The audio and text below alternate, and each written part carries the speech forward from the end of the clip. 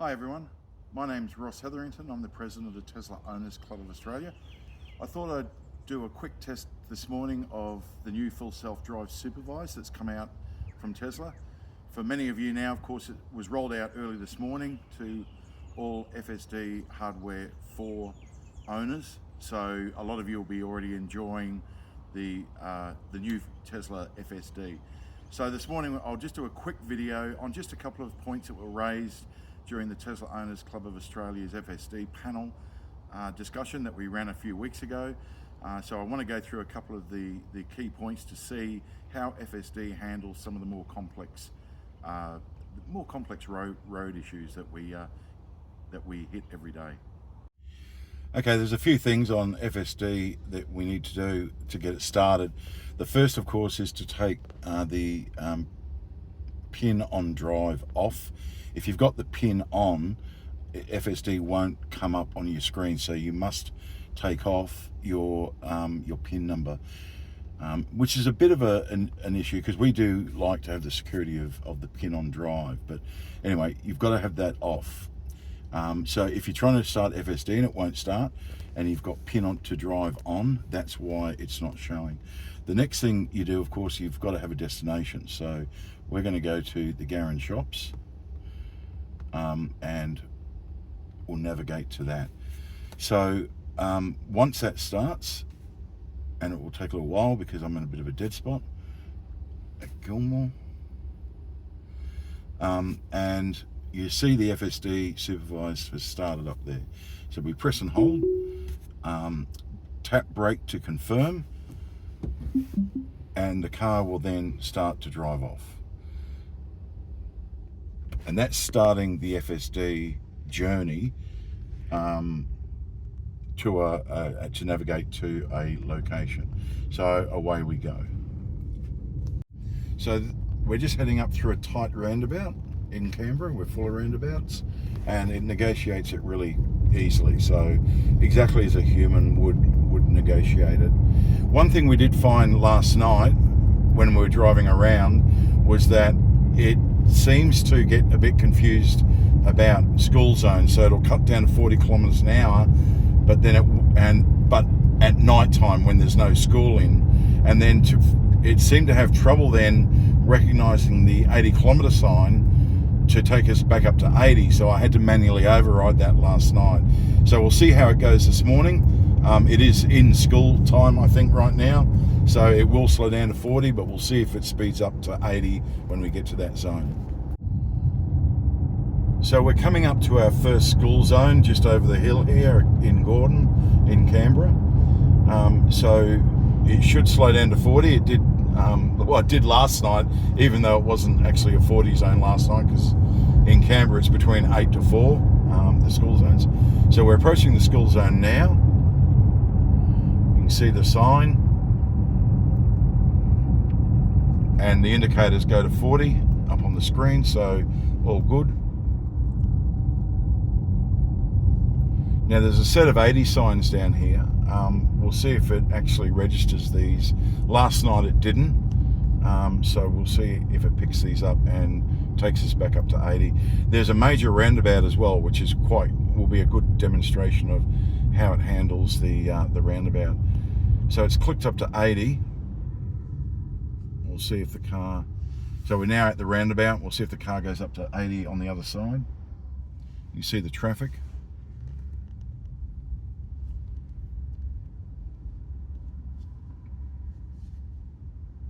And it's going to take that spot. It punches it through quite nicely. And off the roundabout. So again, there was no real issue there. Even though we had cars coming up fairly fast on the right hand side, the car saw the gap and it took it. All legal. We crossed the lines before they actually entered the roundabout. We've got the right of way, but the car sort of powered through in any case. And again, in Canberra, we're full of roundabouts, so we're coming up to another one. This one's not as big, but certainly it will, again, I've got no doubt we'll negotiate this very well. And clearly, nicely through the roundabout. The great thing is, too, I've noticed it stays within the lanes unlike a lot of human drivers who seem to like to cross over the lanes and come over on you. So the car is actually a lot better driver through the roundabouts than it is a human driver. So we're coming into Canberra heavy traffic at another roundabout. Again, a fairly major roundabout, busy. You can see the traffic on the road now. We have a lot of traffic coming up on our right. So we'll just see how the car negotiates this.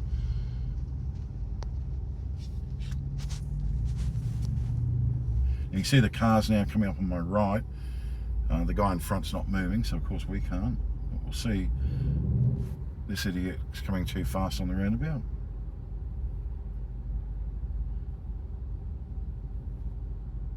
Okay, there's a nice gap coming, so we'll see. It's going to be interesting with the cars blocking us on the right.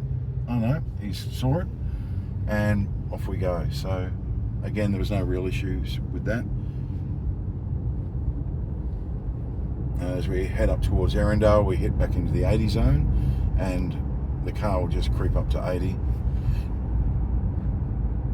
And now you can see it's past the 80 signs, but it's gone down to 60, and I don't know why. It tends to do that. So there's another 80 sign coming up. I'm manually accelerating at the moment because I've got a guy right up my backside. It's gone to 80 on the screen now, so it's gone back. Now why it decides to go to another speed, I've got no idea. It's probably got something to do with GPS, and there is a new maps pack, I understand, with full self-drive supervised. So it might have something to do with the speeds linked to that new map pack. It never used to do that on the old autopilot. It's only since we've got full self-drive supervised it's done that. Now last night when we were driving up here, it actually tried to do an illegal turn. You can't turn from the right-hand lane at the next roundabout. Sorry, you can't turn right from the left-hand lane at the next roundabout, but the car tried to, and I had to intervene. I think it's going to do the same thing. So if it does, I will intervene and we'll go straight through that roundabout and take another round. But I'm pretty sure you can see on the map here, it's got a right-hand turn coming up. Oh no, it's moving over. Now, whether that's learnt from last night, I don't know, because there is an AI learning bot in there that clearly learns. Last night it tried to do it from the left lane, but we'll see. But this is perfect. So it's made a liar out of me. Damn you, full self-drive. He's just proving he's clever and learning. That's right. And away we go. So that was again perfect. So that was a lot better than last night. It moved over the lane early, which was good, and it negotiated that right turn perfectly. So unlike last night. So, you know, merit to the full self-drive. So we're just going down a slip road with the lights on the right at turn, but this is a through. Now under previously the full self-drive with red light recognition, the car would have tried to stop there, and I'd have to override it. With this new full self-drive supervised, it just sails through knowing that the lights are actually a red arrow and it's not meant for straight through traffic. So again, a big plus there.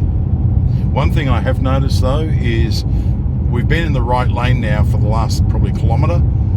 We are sitting on the speed limit, so legally in the ACT you can stay in the right lane for 80 kilometres an hour and under speed zones. There's no keep left unless overtaking, unless it's over 80 kilometre per hour zone, then you must keep left. So realistically the car is actually complying with the law, but whether other car drivers like that or not is another thing. But anyway, that's just an observation. So we're coming up to the Canberra hospital now. We're doing a left turn. We've just done a negotiated a major intersection. Look, the car's handling all this fine. I'm kind of not doing video of it because it's just normal driving. But we are coming up to a school zone that has a lollipop person on it. So I'm hoping to be out that they'll stand out in front of us and we'll see what the car does. Now, I will take very careful note and be very mindful and be watchful of the controls. But I just want to see how the car reacts. This is in response to a question we did have on the panel about whether the car would stop for a lollipop person. So we're about to find out. This is in Garran, behind the Canberra hospital. So we'll see how we go. So we're about to go down to a lollipop person just outside Garran. So we'll see how it reacts to the lollipop person. If you can see us, he's not looking.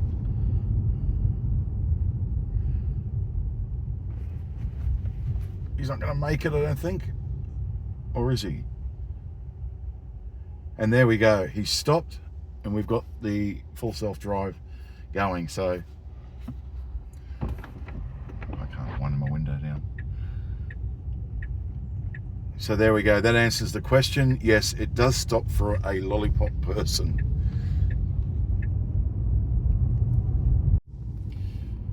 We're coming up to a road in Canberra that's got a lot of chicanes and speed bumps. So we're going to see how it handles it. It should do fine, but again, it's just ticking that box to make sure that full self-drive does actually recognise speed bumps and chicanes. So the street's coming up now on the right. There's another lollipop person.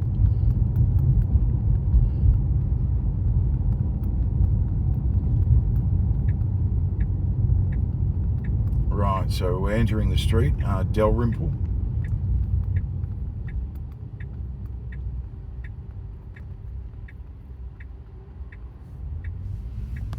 Now, I think the first chicane's here. It narrows the street. It's not a real sort of speed mitigator, but then as we come up, we've got the speed humps coming up. And the speed hump actually appears on the screen, which is interesting.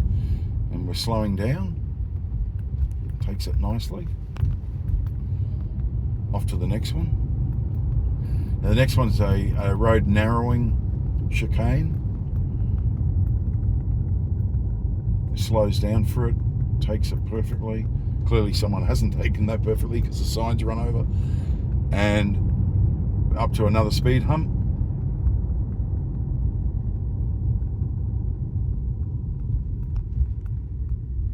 And it's perfect.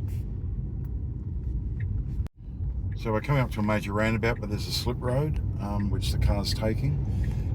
Where we're heading at the moment is to an intersection at Manuka, where the ACT government has clearly saved some money in road markings, and there are none in the middle of the intersection. The intersection is quite wide as well, and also on the approach versus the exit to the intersection, there's quite a large offset. So I want to see how the car handles it when we get up to it, which will be shortly. So we're coming up to the intersection now at Captain Cook Crescent and Canberra Avenue. We're just passing the Russian Embassy now, and we got the Manuka Oval there on the right. So it's coming up. It's a terrible intersection. This autopilot would just go mental on this intersection. So we're going to see how it goes.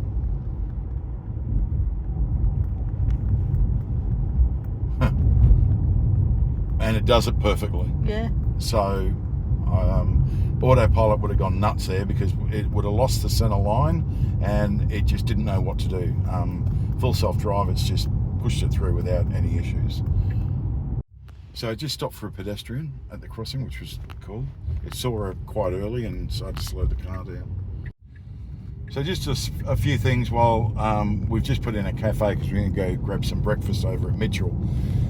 So it's a bit of a drive there, but what we wanted to do was just quickly have a look at the screen. A couple of things I've noticed is if you want to see the map, we just touch that and you get your traditional map versus display.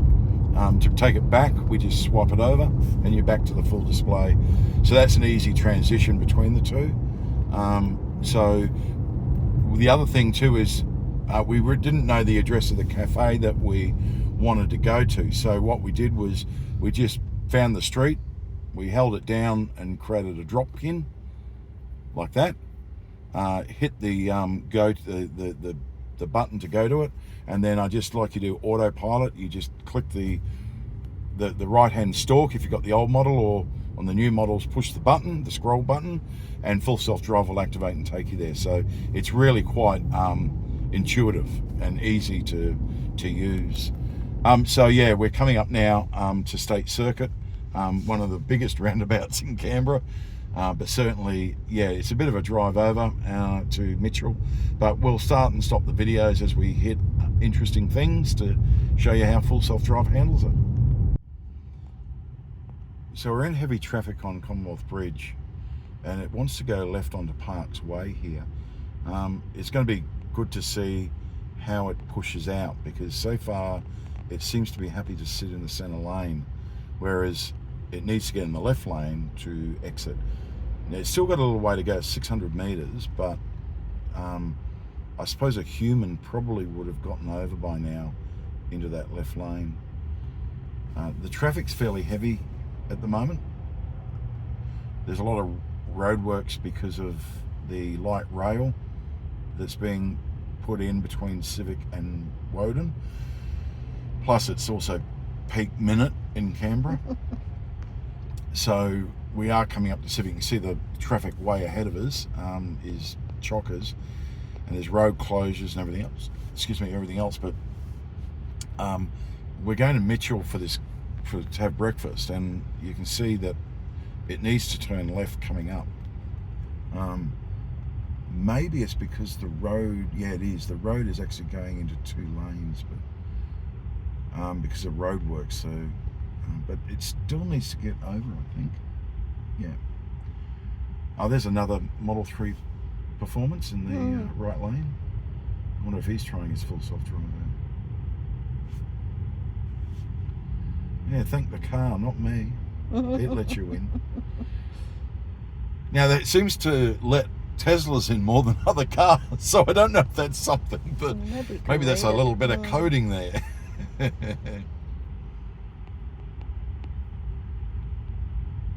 Alright, so it doesn't have a great deal of time. It's got 300 metres before it needs to go left, and it's made no attempt to get in that left lane.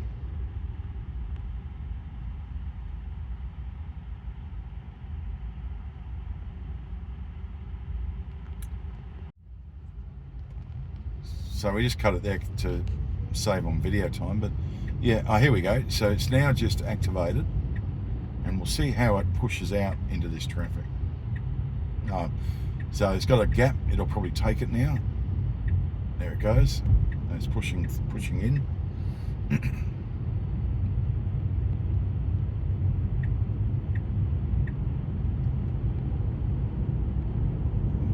Don't know why I put the indicator on. There it goes. There's a lot of construction work here, so it might have thought that entrance there was the one to take and then realise it's not. And it's taking the exit. Now, Canberra's got these weird bike paths, as you can see, that can be rather confusing, I would have thought, to the algorithm, but it seems to be handling them quite well. So no matter how confusing the road markings the ACT government seems to want to put out, the FSD seems to be interpreting them very well. So we're on to Parks Way now, heading towards Black Mountain, and yeah, so far I haven't had to intervene. I'm getting bored sitting here driving, well, letting the car drive. So we're coming up to the tunnel into a 90 zone. The car should hopefully increase speed.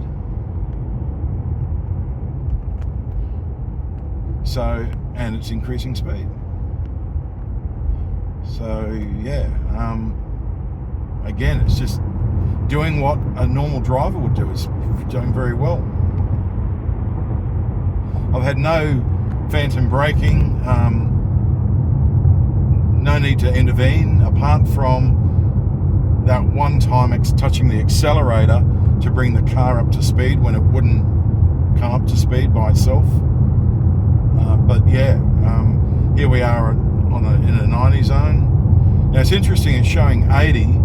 I don't think we passed an 80 sign. I think it's all 90 here. So again, a random sign or a random number that has come up, just passing 90, and that hasn't changed. So yet we're doing 90k an hour. So that's a little confusing.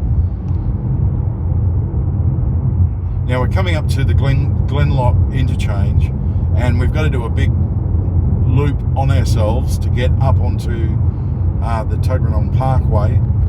So we'll probably keep the recording running just for this little segment. Show you how the FSD travels in traffic around a windy section around Black Mountain. We are coming up now to the Glenlock interchange, and there's nothing fancy about the Glenlock. It's just that there's a, as I said, a loop back that we'll have to take to get up onto the parkway. So we'll see how we go there.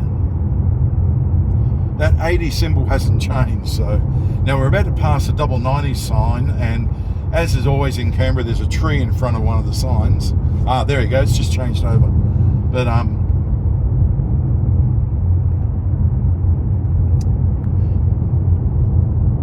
so we're coming up to the Glenlock interchange now, and you'll see the road that we've got to get on, which is we're about to go under the tunnel or under the bridge, and we need to get on the road above us. So it's going to have to take a big loop to get on. The car shouldn't have any trouble. We should just eat this for breakfast. Which inevitably is what I'll be doing shortly because my stomach's rumbling. But here we go. Now, hopefully, it will slow down. Otherwise, we'll be up that hill. Here we go. And it's a pleasant speed. Like the car is just going right around loop the loop. At a good speed, it's not going too fast or too slow.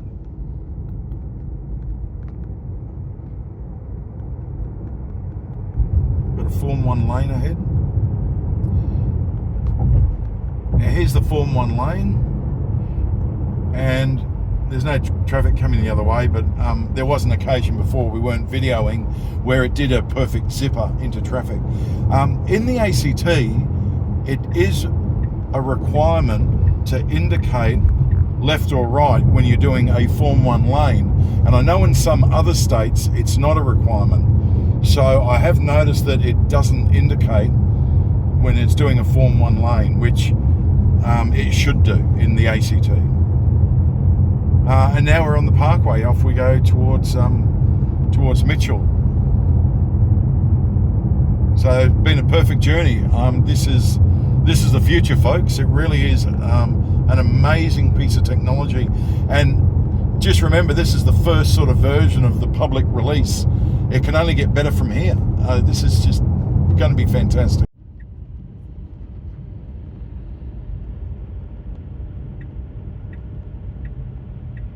Okay, we're about 300 metres, I suppose, 500 metres from the Tesla superchargers at Canberra, Majura Park. We're going to see if the car will automatically reverse into a supercharger ready to charge, or whether it'll just take you to the location. So we've got another couple of 100 metres, and we'll see. Now the car, for some reason, has picked up 5 kilometres an hour, so I'm going to have to override it. We could have tested the emergency vehicle too, unfortunately, if we'd been a bit quicker.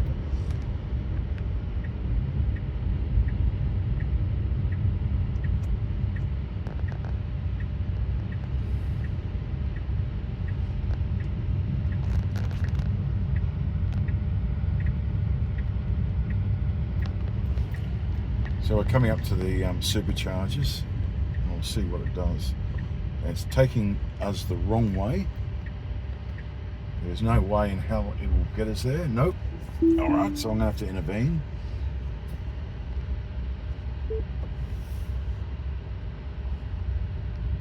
And I'll try it again just out on the main road when we go there.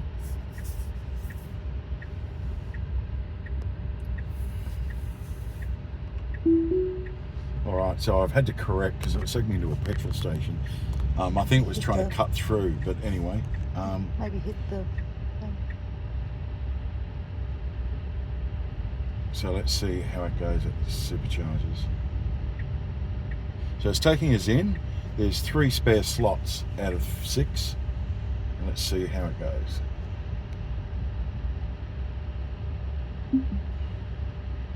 Oh. Wow, That's really cool. Apart from the small deviation through the petrol station, I don't know why they did that, but anyway.